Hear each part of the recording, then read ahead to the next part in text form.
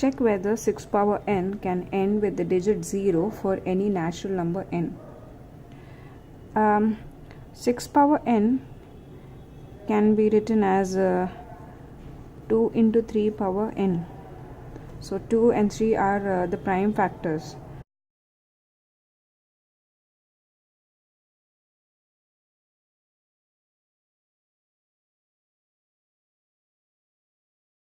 Of 6 power n.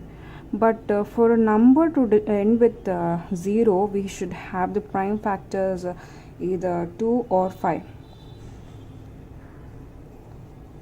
So therefore 6 power n cannot end with 0. So I have to write but for a number to end with 0, it should have prime factors 2 and 5.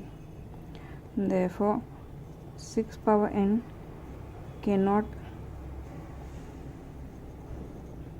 end with 0. Take a screenshot of the solution.